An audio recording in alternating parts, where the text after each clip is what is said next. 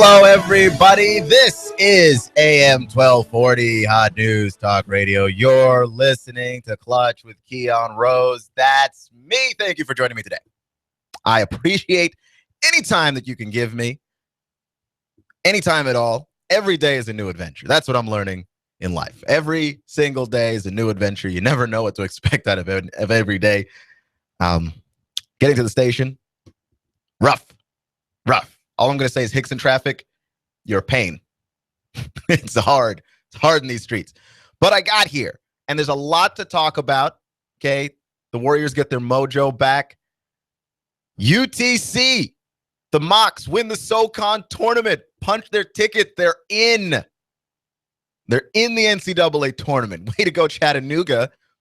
Number one seeds in all of their conference tournaments had been losing left and right. Nobody was faring well until the Mocs took on ETSU last night. And they handled their business. And they're in. And they beat their rivals again. They're in. So now we get to talk about where should they go in the tournament. And, of course, the Tennessee Titans making moves. They're trying to get better. They pick up DeMarco Murray from the Philadelphia Eagles in a trade.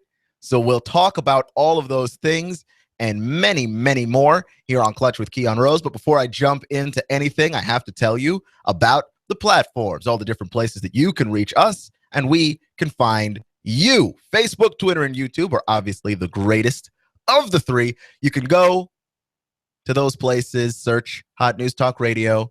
We're the first thing that comes up. You say what you got to say, get it off your chest, and we'll reply to you. I promise. And, of course, you're up-to-the-minute news, both local and abroad, on all of those places. And if you're on YouTube.com, well, then you can listen to our classic episodes. Again, search Hot News Talk Radio, search our classic episodes. We never call them old. And you get to see what we look like. And if you wanted to listen to us in other ways, you want to listen to us live, but the signal's not great, or you're in an office building, hotnewstalkradio.com. It's that simple. Hotnewstalkradio.com. We stream 24/7, 365. And you just open up a little tab, slide us in the background, listen to us while you browse the internet, buy things on Craigslist or eBay or whatever. Do what you got to do.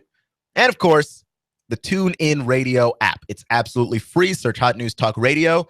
On it, give us a follow and press play, and you will have Hot News Talk Radio everywhere you go on your mobile device. You have no excuses anymore. So UTC, they were on ESPN last night. If you could catch the game, 7:30 they played, and they played ETSU, and it was a close game. Obviously, two teams playing for a lot on the line. You don't want to miss the NCAA tournament or find yourself a 16 seed trying to play a 1, because that's not a great position to be in. And Chattanooga, with a 29-5 record, I mean, you have a great season. You don't want to trip and fall at the end. I don't want to say this was a trap game, because it wasn't a trap game, but certainly it had all the makings of Chattanooga's the favorite. You are expected to win this game, but you're looking at a lot of the conference tournaments going around. And so far, UTC was the only 1 seed to win their conference tournament. So it didn't look good before the game began, but those Mocs handled business, came out ready to play. Game was close going into the middle of the second half, but the Mocs pulled away and never looked back. And, congratulations to them. We're going to be looking forward to Selection Sunday to see where in the tournament the Mocs will be seated. I imagine, though I am no expert and I don't have sources anywhere, but I imagine, just based on their strength of schedule, which was among all of the teams in the state of Tennessee, ETSU, MTSU, even the University of Tennessee, the strength of schedule favors the Mocs by a pretty large margin. Them and ETSU had pretty close strength of schedules, played a lot of difficult teams, won a lot of close, difficult games. And I think that gets you inside of anywhere from a 14 to 12 seed. That's a nice spot. You've got an opportunity to go get some momentum in the tournament, make some noise. Because, I mean, like, once you get past those first 2 rounds, anything can happen. Okay? And it's interesting to see the elevation of the Chattanooga Mocs over the past few seasons, that they've been on the rise. You know, Coach Will Wade heads to VCU, and the team continues rolling. The program continues rolling. They've done a marvelous job over there. I've been able to see some of these basketball players. They're fantastic. If you haven't had the opportunity to go out and watch them, well, make sure you support them by watching the games on TV in the NCAA tournament. It's probably going to be the CBS always has an app. CBS always has an app that you can watch these games on your phone, your mobile device, and you can watch them on CBS, TBS, the Turner networks, basically TNT. They all become NCAA tournament channels basically over the month of March. So the Mocs handle business, advance into the tournament. Now, the only thing left to find is seeding. Where do they go? Surprisingly, LSU, a team with, I think, talent, not going to make the tournament, not nominated for the John Wooden Award, is Ben Simmons, who's arguably one of the better players in the country, and just a lot of disappointing things with LSU. But Ben Simmons has no interest in going to school, like none whatsoever.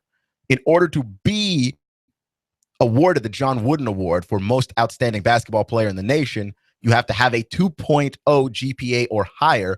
Ben Simmons is like, guys, I'm majoring in basketball. I'm not going to class. I know they're going to draft me very high. And Ben Simmons is prepared to go to the NBA. I don't know that that's necessarily the wisest course of action. They're not going to the NBA, but not going to class. I mean, you're there already. Go through the college experience, try and maybe even learn something. There are plenty of guys that go to college, these one and dones that we just disparage them for going to school for a year and then going to the NBA. A lot of these guys get to the NBA, but then they finish their schooling in the off season. And then they end up getting their degrees. If you don't go to class ever, you just have no intention of getting that degree, and you don't know what's going to happen to you at the NBA level. You don't know if injuries are going to strike you and plague you, a la Greg Oden, who was very talented, but just couldn't overcome the injuries. You have no idea what your future is going to look like and what's going to pan out. So I say go to class. Give yourself that opportunity at least. But Ben Simmons, it's a sketchy situation already, in my opinion, that of all the places you had to go, you went to LSU. That's just going to be one of those things where we find out later there was something under the table. Your uncle went to LSU, and that's the reason why you're going to LSU. I have doubts about this. Okay, I just do. I have serious doubts about Ben Simmons and LSU, and they're going to miss the tournament, and they're not going to have an award winner on that team, even though Ben Simmons is certainly good enough on the court to win the award. You got to go to class. You've got to have greater than a 2.0 GPA, or it's not going to happen for you. And in this case, it's not going to. So that whole situation does bother me somewhat. This is AM 1240 Hot News Talk Radio. You're listening to Clutch with Keon Rose, talking about the NCAA tournament and just NCAA college basketball as a whole. But we'll talk about that a little bit more later. I want to jump around a little bit because I want to jump to the Tennessee Titans acquiring DeMarco Murray in a trade. DeMarco Murray, obviously 2 seasons removed from leading the NFL in rushing. He was with the Dallas Cowboys when he did it. And it's interesting to note the Dallas Cowboys had a fantastic offensive line, a great offensive line. They were huge. They were physical. They opened up holes that you could drive a car through, and he was able to get upfield and use his superior speed and size. The size with DeMarco Murray is the key thing because he got past those big defensive linemen. Everybody else is tiny to him. Okay, he gets into that second level, and guys are arm tackling him, and he's just running through it. Like at that point, you can't stop DeMarco Murray. You need size. And things didn't work out in Dallas. Bounced on over to Philadelphia, where the offensive linemen aren't as fantastic, aren't as good. Chip Kelly wants a spread out offense. He wants it to go faster, faster, faster. He wants an offense that moves with pace and with tempo. And that's just not DeMarco's style, which everyone questioned that signing the moment that it happened, because you're like, this guy doesn't fit your offense, Chip. He just doesn't. And everyone's looking at it and going, well, maybe Chip Kelly knows something that we don't know. As it turns out, he did not. And so Chip Kelly's coaching somewhere else. And now DeMarco Murray is a running back somewhere else. Tennessee is going to be up in Nashville. And I think that he fits this offense a whole lot better than he fits that one. Partially because Tennessee's offensive line is big. I'm not going to say that they're great. There's a whole lot of fixing and work that the Titans could use on that O-line. Mariota at times last season was running for his life, but the offensive line is big. They're more akin to what he was running behind in Dallas than what he was running behind in Philadelphia, where he was completely ineffective because he just wasn't a great fit in Philly. I think DeMarco Murray is still a very, very good running back. He had some trouble with injuries in the past, but when he's able to stay healthy, he's incredible. The issue is he a really great fit for this team? The offensive line appears to be a good fit, but I'll tell you what else makes this a great fit for the Tennessee Titans picking up DeMarco Murray. This is a really good trade by the Titans, by the way. I think that they're actually capable. And Peter King was saying it in his Monday Morning Quarterback article, not this week, but last week, that just talking to the Titans and their front office staff, that he actually believes they're capable of turning this team around and making them a prominent feature of the AFC in years to come because of how well thought out their moves are. And this one is a fantastic one. What happens when you have a quarterback that can spread out the field, a quarterback who you have to account for his ability to run the football? It makes lanes open wider for the running back. And Marcus Mariota, ripping off 60-yard runs last season, proved, if nothing else, that you have to account for his speed just as much as his arm. That's going to open up lanes for DeMarco Murray that you have not ever seen him run through. And I'll give you an example because I am a Redskins fan, and this looks almost identical. In 2012, when the Redskins went to the playoffs, winning the NFC East, Robert Griffin III did one thing for Alfred Morris, who I think is a very good back, but I think Alfred Morris outperformed even expectations you could have ever have had of him. He outperformed it because Robert Griffin III, with that speed, was able to open up lanes, especially using the read option. And you don't need to use it on every play, but you use it every now and then. And you know what? You're going to gash some defenses. Marcus Mariota is going to open up lanes for DeMarco Murray, similar to what was opened up for Alfred Morris in Washington with Robert Griffin III. Because Mariota is actually faster in pads. He's actually faster by just a little bit. I'm looking at this team, this Titans team, and if they could just get some receivers, okay, because they're looking to beef up the offensive line. I do think that they should still take Laramie Tunsil with the number 1 overall pick. I just don't see why you would pass on a guy like that.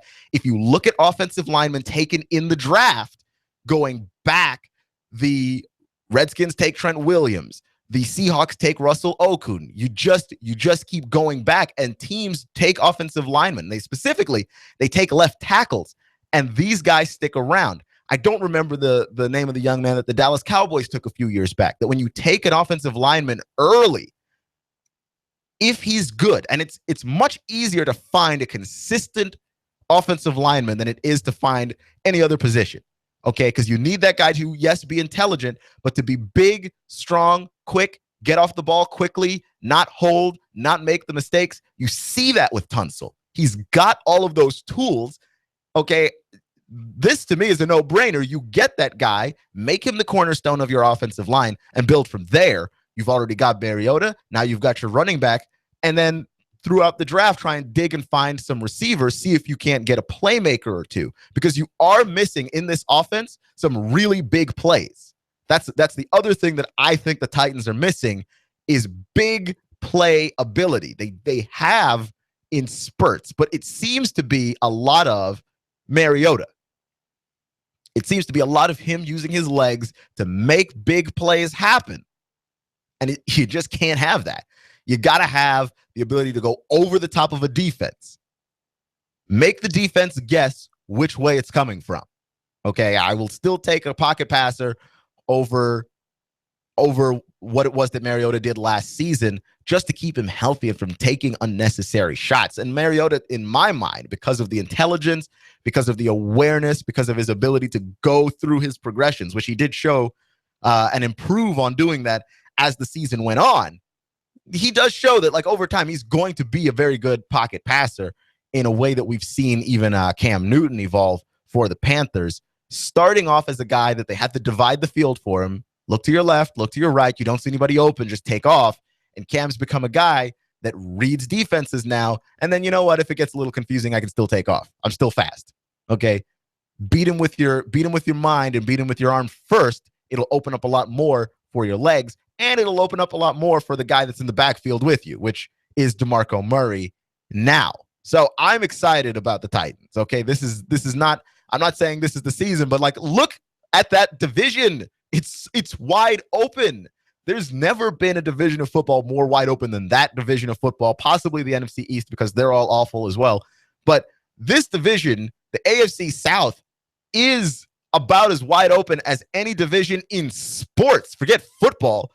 It's about as wide open as any division in sports. You've got the Texans, they're bad. You've got the Titans, of course, developing and growing. The Jags also developing and growing. And the Colts, I don't know if they're good or bad or not. Okay, Andrew Luck is going to give you an opportunity to win a bunch of games, but only if he's healthy. And that offensive line in Indy is terrible, awful, just dreadful.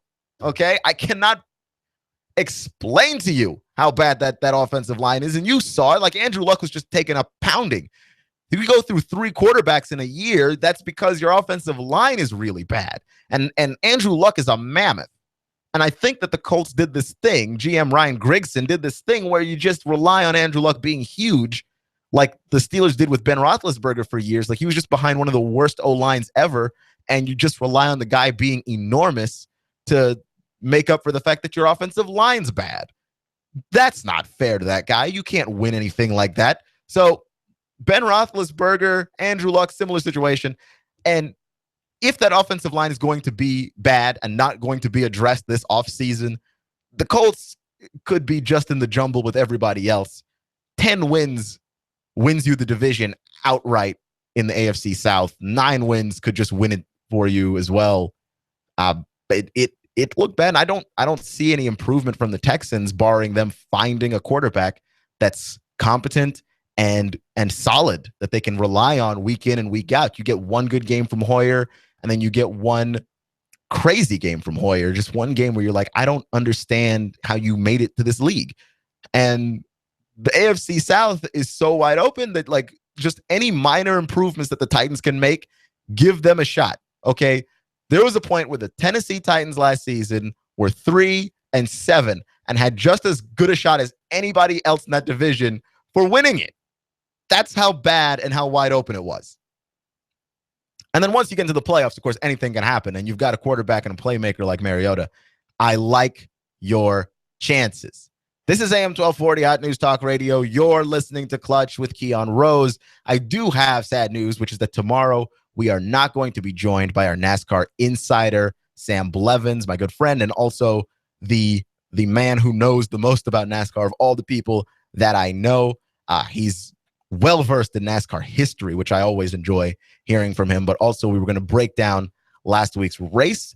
I will still do that. We'll still talk NASCAR tomorrow, but it's going to be me flying solo, which means that you'll find out what happened last week. I'm going to hype you for what's going to happen this weekend.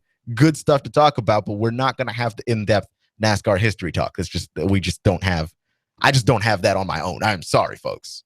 So Sam, not this week, but returning next week, our NASCAR insider. And coming up in a little bit, we'll talk a little bit more NCAA tournament. We'll talk a little bit more mocks.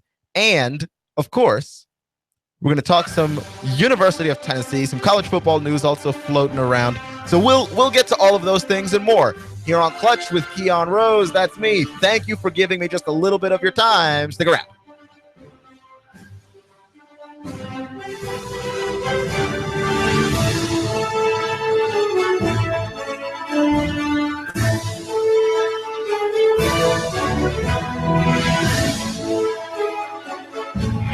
I'm blowing everything up. We're starting over. I'm doing a new show. I want guys who push it to the middle of the table and go over the top. Take a risk, fail miserably. I'm right, and I'm not wrong, and I'll never back down. Conflict works. Allow it. It's The Herd with Colin Cowherd. Right here and everywhere. Noon Eastern. You give us 12 minutes and 40 seconds. We'll give you Chattanooga and the world. News Talk 1240. I'm going to Carter Shooting Supply. Carter Shooting Supply. That's right, Carter Shooting Supply. They're having a great sale on all of their guns right now, and it's name brands like Smith & Wesson, Ruger, Springfield, their AR-15s. They've got the hottest gun in the land right now, the Sky 9mm. Man, it comes in all the cool colors. If you're an Alabama fan, they've got crimson. If you're a big orange fan, they've got an orange one. You know, all the women are loving the pink one in Tiffany blue. Plus, it has a lifetime warranty replacement. If the gun is stolen, all you need is your police report or receipt, and they'll replace it free. It has a 60-day full money-back guarantee. That's Carter Shooting Supply. They're in Harrison right there at 6210 Highway 58. Are they online? Yes, they are. It's cartershootingsupply.com, or give them a call, 423-344-1099. Now, this sale's not going to last too long, so you need to hurry up and get there. And they do have a great indoor shooting facility. You can get your Tennessee handgun carry permit also. That's Carter Shooting Supply, 423-344-1099. You need a place for your party or maybe a wedding reception for 100 or even more. Maybe you'd like to host a small trade show for your business, and you need a very affordable venue. Are you looking for a place for your birthday gala or services to start up a church? Look no further than the Hidden Gem in Hickson. It's an overlooked, newly appointed reception hall right here in Hickson, Tennessee. Big space, small price. That's right, big space, small price. Call Mr. Chu and ask for a tour. 316-7388. That's 423-316-7388. He'll tell you a lot more about the venue. Rent this venue today. Just call 423-316-7388 and ask for Mr. Chu. Expect fair to partly cloudy skies to continue through the nighttime. Milder overnight lows into the lower 50s. For the midweek, more warm spring-like weather ahead through Thursday. Becoming breezy but dry, highs into the mid-70s with some showers rolling in later Friday. The Fresh Oil New Wine Conference at Abba's House continues through Thursday. Pastor Ron Phillips welcomes Perry Stone, Tommy Bates, Randy Caldwell, and others for this week of encouragement and renewal. For more, FONW.com. And I'm Source 12 Chief Meteorologist Patrick Core. On AM 1240, Hot News Talk Radio. When the weather turns bad, turn to AM 1240 Hot News Talk Radio. On the net, hotnewstalkradio.com. Follow us on Twitter, YouTube, and Facebook. From the Hot News Talk Radio Weather Center. Chattanooga, we've got you covered. When the weather turns bad, the Tennessee Valley turns to Hot News Talk Radio. Go, go, go, go, go, go. You give us 12 minutes and 40 seconds. We'll give you Chattanooga and the world. News Talk 1240. AM 1240 Hot News Talk Radio with your Hot News Now update. The mother of a 3-year-old boy in Appleton who accidentally shot himself with a handgun has been charged with homicide in his death. Kelly Pittman was arrested on Monday on charges of child endangerment and criminally negligent homicide. Detectives say that the young boy was left inside the car unattended while his mother was speaking on the phone. He then somehow got his hands on a loaded .380 caliber handgun and shot himself in the head. He died on scene. The mother was booked into the Hamilton County Jail, placed under $500,000 bond. She's set to appear before General Sessions Court on Monday. The Hamilton County Board of Education on Monday voted 5-4 to not buy out the contract of Superintendent Rick Smith. Voting against were Rhonda Thurman, Caritza Mosley, Donna Horn, Greg Martin, and Steve Highlander. Voting in favor, Joe Galloway, David Testerman, George Ricks, and Chairman Jonathan Welch. Dr. Martin made a motion to terminate Mr. Smith That did not get a second. If it's going on in the Tennessee Valley, it's going on Hot News Talk Radio. Hot News Talk 1240.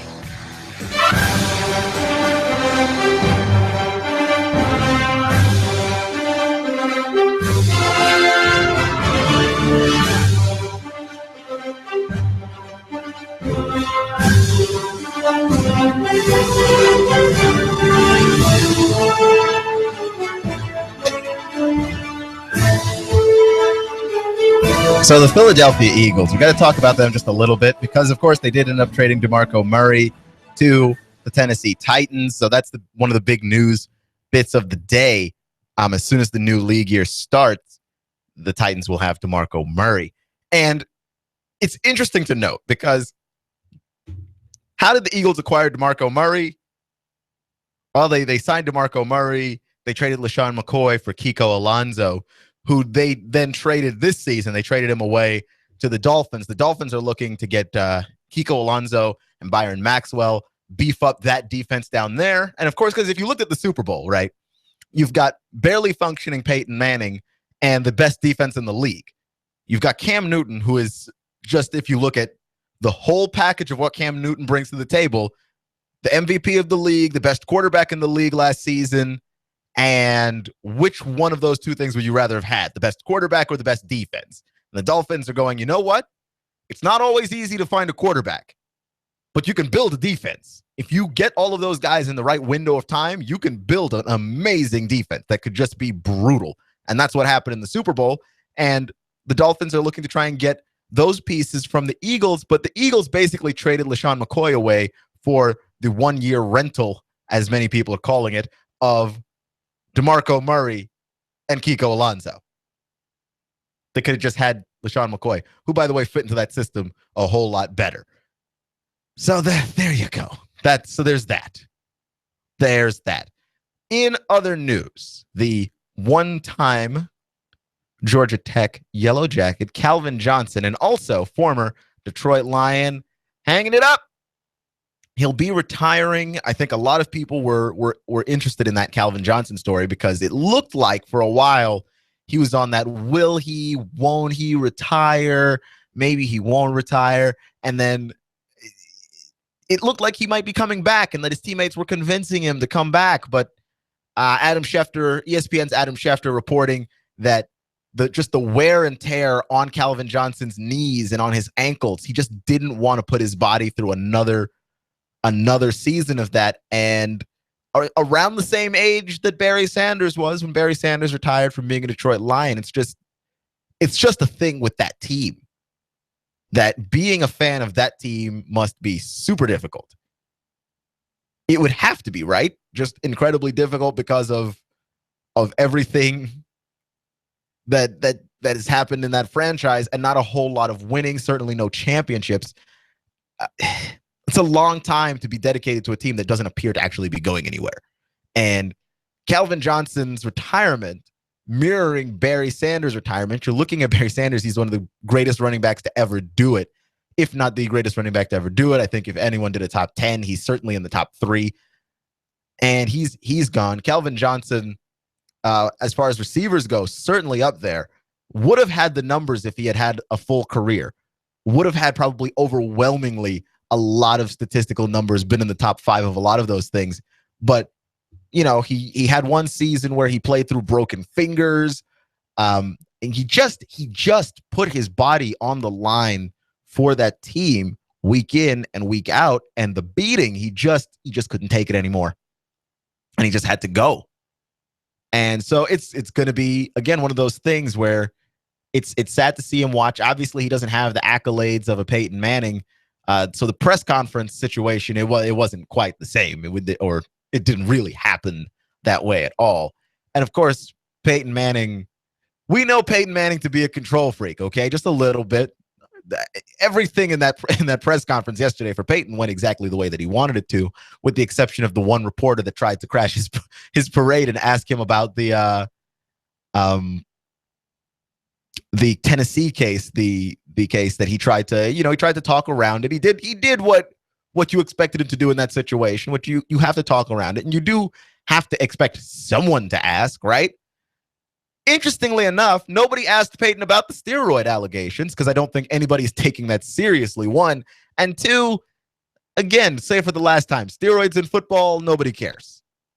It's weird that we just tune that, by the way, that we just, depending on the sport and what it is that we're talking about, the integrity of that, quote unquote, changes. The integrity changes. If it's football, nobody cares. If it's baseball, everybody cares, and you can't get into the Hall of Fame. Like Peyton Manning's first ballot, his name comes up, he goes in. That's I would bet the farm that he goes in on the first ballot. So I mean, just one of those situations where we just don't care if it's football. So nobody asked about the steroids. Somebody did ask about the sexual abuse case. And that's about that. But Calvin Johnson retiring from the league with much less fanfare, much younger, and not having accomplished nearly as much because of how long that he played, which was just not that long. And I don't know that anybody thought that Calvin Johnson was really going to retire this season. I certainly thought, there was a chance, but I didn't think that he would. You're looking at a guy like Calvin Johnson. He should be in his prime. Certainly not at the peak of it. He's on the downside of said prime, but I would say that he was still in it. Like when the game on Thanksgiving where he caught those 3 touchdowns, like he caught those 3 touchdowns like a receiver at the dominant peak of his game. Okay, it wasn't wide open throws. He was just out muscling guys, and he was catching passes throughout his career in triple coverage. It's just too soon. It's just too soon. But you're looking at a league where a lot of football players are retiring younger. That the wear and tear on your body. You're just like, you know what? I'm going to put in the time that I can put in, and then I'm out. I don't know. That's not going to say that we're going to get rid of the Iron Man NFL players. Your Brett Favre's, your even your Eli Mannings. Eli hasn't missed a start in a very, very long time. You have those kind of guys that just take the pounding and they just continue to play, or even I don't know, someone like an Arian Foster who's like, he's been battling injuries. Matt Forte battling injuries. He's still in the league though. Still in the league. He's not going anywhere. So you've got all of those things, and we've got guys retiring younger though. You've got Maurice Jones-Drew retiring pretty young.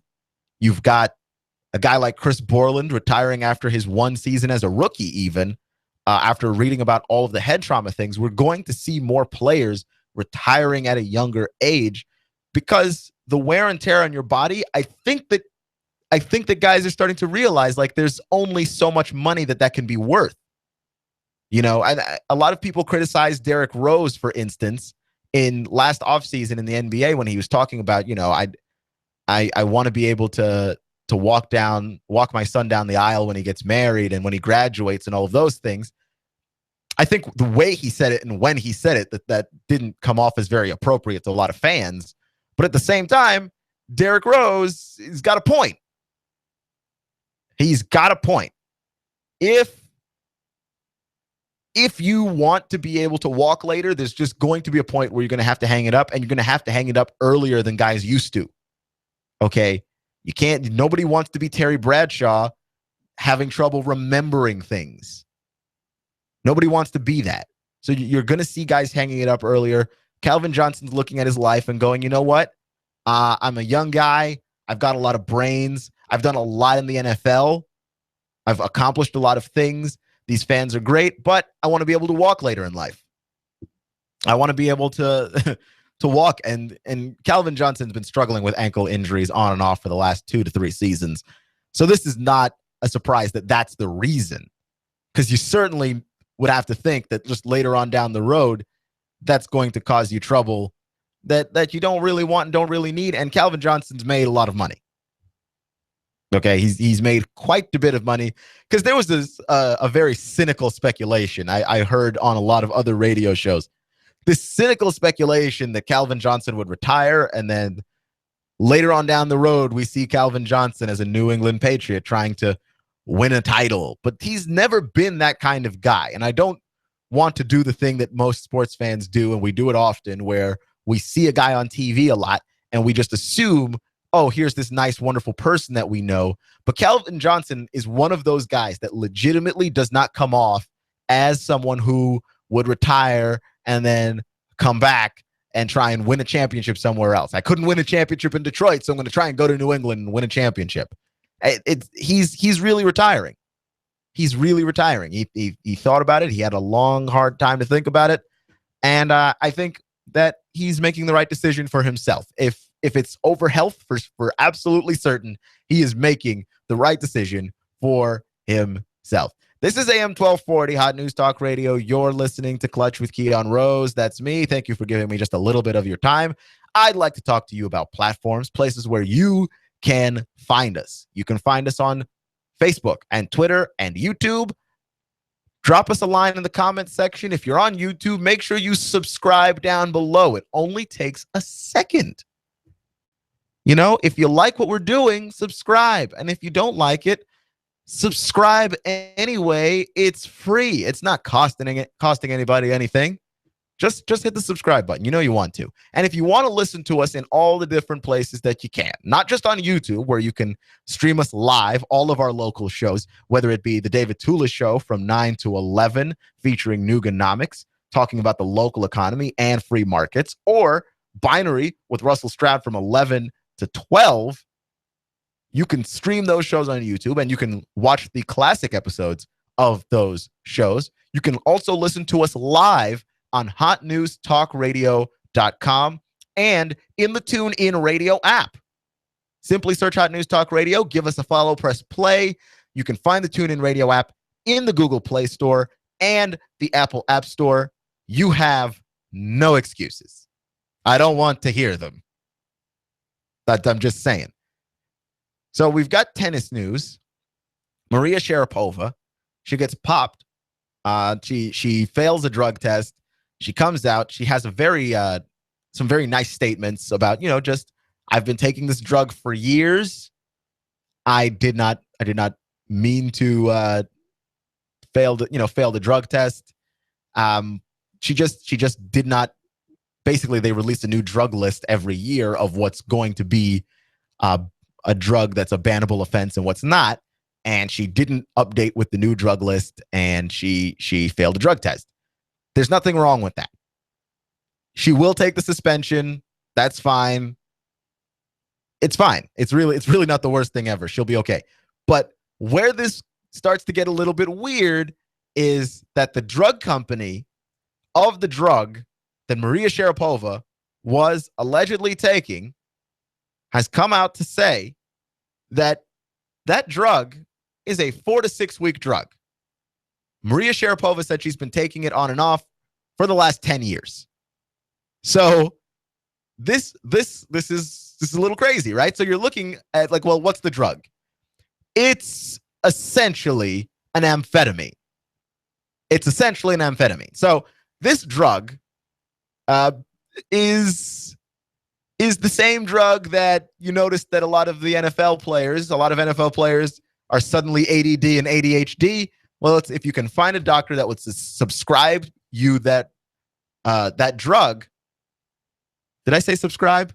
Subscribe to this channel. But if you could find a doctor that could prescribe you that drug, then what happens is then you're able to take amphetamines basically legally. And amphetamines are the real performance enhancing drugs, in my opinion. Steroids help you build muscle faster. They help you recover faster. To me, that's not even a bad thing. I think that we should just stop banning those drugs from sports entirely, because guys are trying to recover faster. The faster you recover, the faster you can get back out on the field, the more chances that you can make to make money. If you're unhealthy, if you're always having to deal with some hamstring issue or some calf issue or whatever the case may be, and you're not recovering as quickly, well, then you're losing money, basically. And the career span, your average NFL career, let's say, is in the ballpark of 4 to 5 years. So the more time you spend not playing, that's just money you can't make. That's all that is. It's money that you don't have the opportunity to even try to make. So guys will take those kinds of drugs. I don't have a problem with that. If you can regulate it, if you can make those drugs safer for guys to take, they should be able to take it. There's nothing wrong with that. The issue comes to me where amphetamines come into play. Amphetamines help with focus. Amphetamines help with concentration.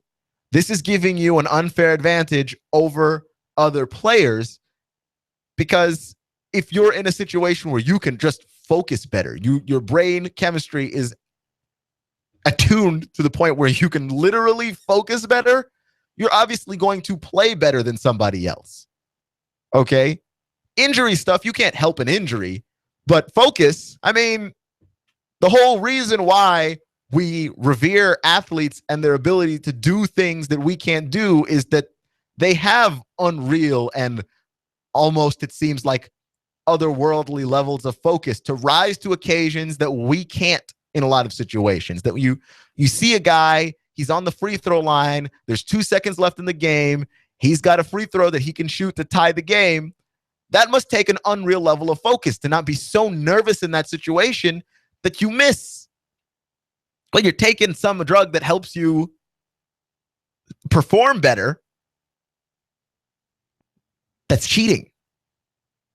So the question now is for Maria Sharapova, walking it back to her with this drug that's supposed to be a 4 to 6 week drug that she's been taking for 10 years, was Maria Sharapova cheating or not? Because if she's not, then I say whatever suspension that they give her, it ought to be short. Okay, you're not trying to prove a point other than even our stars need to be punished for negligence. Even our stars need to be punished for not doing the right thing. But if what she's doing is taking a drug that basically is giving her an advantage over everybody else, and you could still argue it wasn't illegal when she was taking them. It's just now we're just in the area of that's morally dubious. And you don't have to suspend somebody longer for being morally dubious. But you're in a position where you could actually do that, because the committee is going to look at whatever it's going to look at. It's not quite like in baseball or something like that, where baseball's got set suspensions for being caught with certain drugs. So you get popped for PEDs in baseball, you miss 20, 30 games or whatever the case may be. You miss, if you've got amphetamines, you miss 15 games or whatever it is. I don't know what the exact numbers are, but it's set. In tennis, you don't have to even play all the time. Your ranking does not go affected in that way, like especially if you're one of the top tennis players in the world, like Maria Sharapova is. Certainly, you have to take into account the fact that you're suspending her at the peak of tennis season. Are you suspending her for the Opens? Are you taking into account the fact that this drug was giving an unfair advantage over a long period of time and that's not what it was used for? I think you set a terrible precedent there. If you do come down on her for that, it seems a little bit ridiculous to take that level of morality into your hands. But you never know with these situations, especially with like large committees like the tennis committee. Like it's just a huge committee of people and they just make these decisions and you go, you know what? Whatever they say goes. Whatever they say goes. You're listening to AM 1240 Hot News Talk Radio, Clutch with Keon Rose. Must say again that the Chattanooga Mocs are going to be in the NCAA tournament automatic bid because they won the SoCon tournament. Winning your tournament does get you in. Now it's just a matter of where the selection committee will place the Mocs. I'm excited. I think you should be excited. And for everyone that supported the Mocs this past season, this is going to be fun times. And I wonder if they're going to be in a region that's close enough for us to find them and go watch some of those games. I'm not saying I can manage it because it's going to be a lot of money regardless. But if you can find a game where the Mocs are going to be nearby, would you go? Would you go? That'd be something to look up for tomorrow. The different regions of play in this year's NCAA tournament, because I know it's out there. Find the different regions and see if we can't find the mocks. The NCAA Coach of the Year, by the way, is Kansas head coach Bill Self. Kansas is having a good year. They're one of the favorites to win the NCAA tournament. I've already told you yesterday. I've told you multiple times about my dislike of the Kansas Jayhawks. I do not like picking them in anything, especially when it comes to college basketball. I do not pick them. You don't understand. Every time Kansas has a good season, they get to the NCAA tournament and they are nothing but disappointment. I'm not doing a bit right now. This is not a bit, okay? Do not pick Kansas in your bracket. Don't do it. Don't do it. You have been warned. They're poison. They are. They just are. I know Bill Self is a fantastic coach, except for when we get to the tournament. And then sadness happens. Nothing but sadness happens. And we don't know who's actually good in college basketball this year. Okay? The top 10 has just been this mash of a jumble that everyone's just been up and down. Is it Michigan State? Is it Maryland? We have no idea. Nobody has any idea. And I'm not going to pretend that I have an idea either, but I will tell you that I have an idea who it's not. Who's not going to be in the championship on my bracket in the NCAA tournament. I'm not having it. Kansas. It's Kansas. They're poison. Do not pick them. I have a list of top 10 things to do when filling out your NCAA bracket that I'd like to do after this upcoming Selection Sunday. I really want to do that one because here's the thing. They're kind of silly, but they're always true. It's one of those things it's based a little bit on fact, but also based a lot on superstition.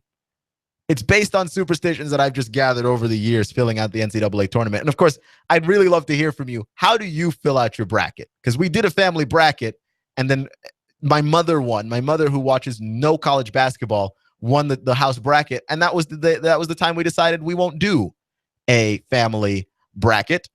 I will get the members of Hot News Talk Radio. I will get everybody on here to fill out a tournament bracket. We will break it down here. I'm going to try and figure out a way to make this happen because this is going to be tons of fun. This is the month that has my birthday in it, and this is the universe's gift to me for my birthday is the NCAA tournament. There's nothing. I don't even want things on my birthday. I just want like basketball. I just want to sit on my butt for those first 2 days and just watch a horrifying amount of basketball. And I wish it were this week because it's spring break. But I just watch a disturbing amount of basketball. Filling out the bracket, there's just rules. There's things you do. There's things you don't do. And my bracket always goes to crust. I don't know, three rounds in. 3 rounds in is when it really just starts to go sideways for me because you just overanalyze it to the point where you're like stuff that would normally even be obvious to you. You're like, well, I'm looking for an upset here. And then you just make mistakes filling the thing out. You know, no one's ever had a perfect bracket, but like I always get mad at the 12-year-old that has one that's perfect all the way through to the Final Four. What do you know about basketball, you 12-year-old from Michigan? You don't know anything. Thank you for joining me today, giving me just a little bit of your time. I'm Keon Rose. You've been listening to Clutch with Keon Rose. And remember, it's not how you start, it's how you finish. Stay clutch, and I'll see you in 24 hours.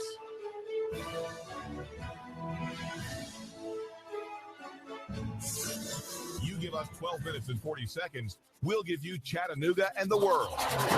News Talk 1240.